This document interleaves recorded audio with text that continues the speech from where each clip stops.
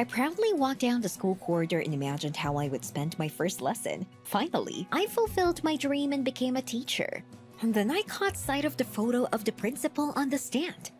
Hell, it was Eric. When I was in high school, that asshole made my life a living hell.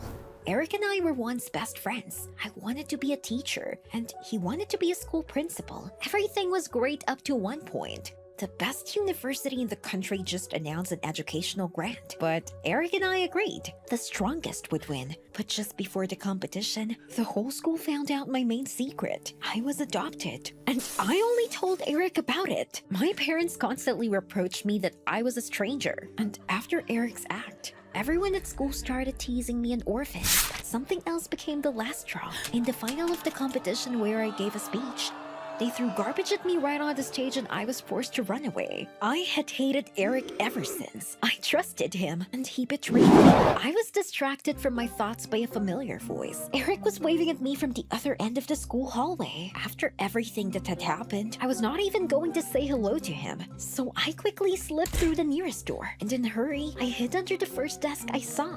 Eric was calling my name, and then he came into the classroom. His footsteps were getting closer. But suddenly the bell rang, and he left the classroom. Crouching, I crawled out from under the desk and suddenly noticed the surprised look of a teacher. She asked me menacingly what I was doing here. I tried to lie that I just dropped a pen, but she didn't believe me. Damn it. I didn't want to sound crazy on my first day, so I told her how their principal, Eric, had ruined my life. I was hoping for some support, but Nancy, that was the teacher's name, defended Eric. She said he was a great principal. They just adored him here at the school. My jaw dropped in surprise. Nancy continued. When Eric came here, the school's reputation was as bad as it could be. The previous principal was accused of corruption and kicked out of the school. And then this story was discussed in the press. But with the arrival of Eric, the school became one of the best. She was saying something else, but I wasn't listening. It seemed I had just come up with a plan for revenge. I would frame Eric, and I would make him leave school. This was the position he had dreamed of all his life. And I would destroy his dream, just as he destroyed mine. I spent a few days thinking about the plan and decided that I should give Eric a sedative and take a photo of us lying on the bed together. I would blackmail him with a fake pregnancy. To pull this off, I decided to throw a kind of welcome party for the school and invited everyone to my house, including Eric. Let's see what he says. Before the party, I bought a strong sedative and ordered a fake pregnancy test online. Great, now everything was ready. I was looking forward to the evening and now it was finally here. The teachers had fun. We danced, talked, but Eric was still not here. Damn, I did this for him. The holiday was already coming to an end when suddenly Principal Eric appeared on the threshold. I cheered up and greeted him nicely. Eric apologized for being late and suddenly pulled out a bouquet of my favorite lilies from behind his back. Did he still remember that these were my favorite flowers? While the guests poured each other drinks, I quietly went to the kitchen and poured the sedative into a glass. Then I carefully gave the glass to Eric and made sure he drank it all. Wow, in 10 minutes, he would be sleeping like a baby, and I needed to get him to the bedroom as soon as possible. Eric, let's go upstairs. We have so much to discuss. I sang sweetly. Of course, he agreed. We were almost to my room when Eric stumbled on the stairs and almost fell. Damn, I overdid the sedative. I dragged him upstairs with difficulty and quickly opened the door to the room. I couldn't let anyone see us. Eric couldn't think straight at all and plopped down on the bed. I lay down on his shoulder as if we were hugging and took a few photos. Done. And now, 2 weeks later, the moment of truth arrived. I went to Eric's office and threw a pregnancy test right in his face. See what you've done? He immediately jumped up and began to assure me that he did not understand what I was talking about. Then I showed him a picture of us in bed and defiantly burst into tears. Maybe it's a mistake, he asked excitedly, but I shook my head. Eric, the ultrasound also confirmed. I'm pregnant with your baby. I continued. Either you write your letter of resignation today and I won't tell anyone, or I'll go to the press and give them our photos and this test. As I expected, this coward immediately decided to write a letter of resignation. I was about to leave when Eric admitted that he didn't like working as a principal. And now he could take care of the family. What family? Then Eric gently took my hand and said, "Did you think I'd leave you alone with a baby?" I was taken aback. What happened to Eric, who was willing to do anything for his career? Eric said he'd drive me and keep an eye on me for as long as it took. But as soon as we were on my street, I saw the fireman. Eric pulled on and then I realized that it was my house on fire. Oh no, I was in such a hurry that I forgot to turn off the iron. I wanted to run to my house, but Eric grabbed my arm. He told me not to risk my life. Now I needed to calm down. We could go to him and sort everything out. I tried to collect my thoughts. I really didn't have any other options right now. An hour later, we were at his house. I was in a terrible state, and Eric brought me a blanket. My eyes were closing, and I didn't even notice that I fell asleep in the living room. The next morning, I got out of bed, but suddenly I realized that I was in a strange place. Where was I? Oh, right. This was Eric's house.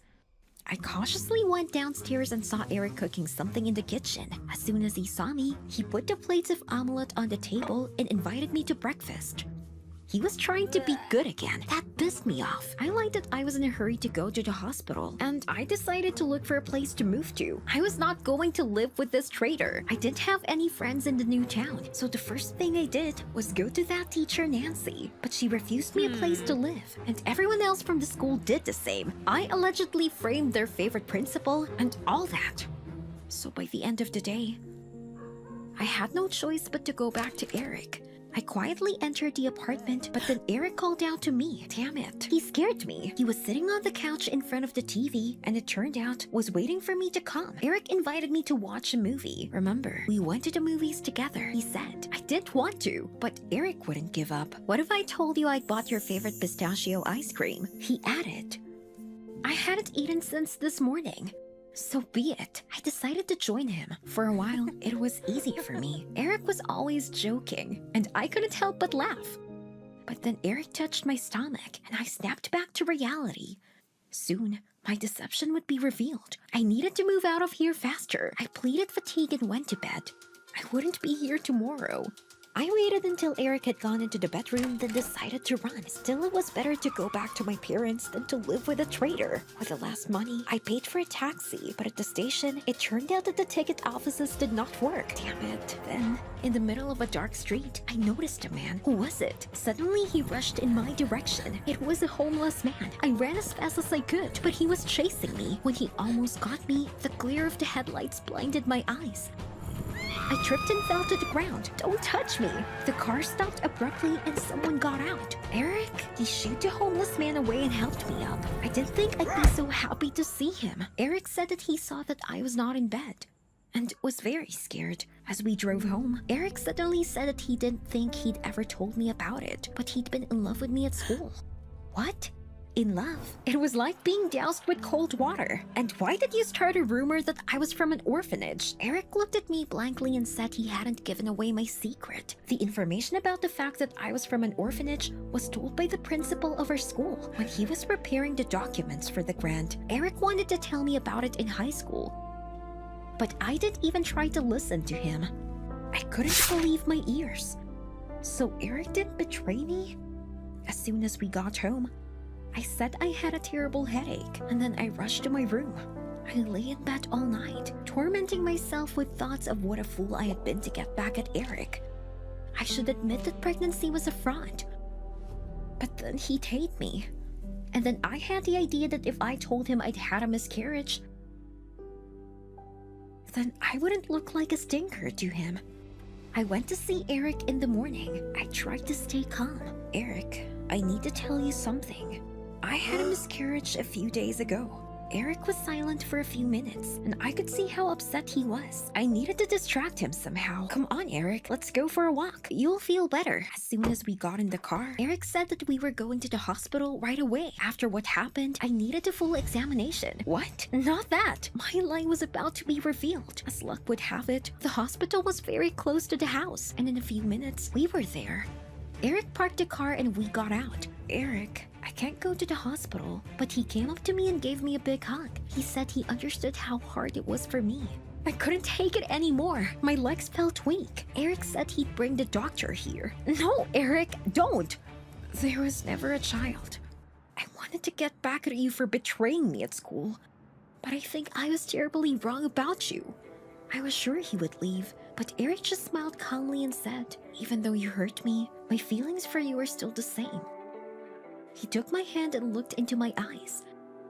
And then I realized, I don't want to leave anymore, Eric. I want to stay with you. A year had passed since that day. I returned to school and became the favorite teacher of all the children. But not for long. Soon, I went on maternity leave for real and became the kind of mother I had always dreamed of having. Did you like the video? Subscribe and like it. Support the channel. Thank you.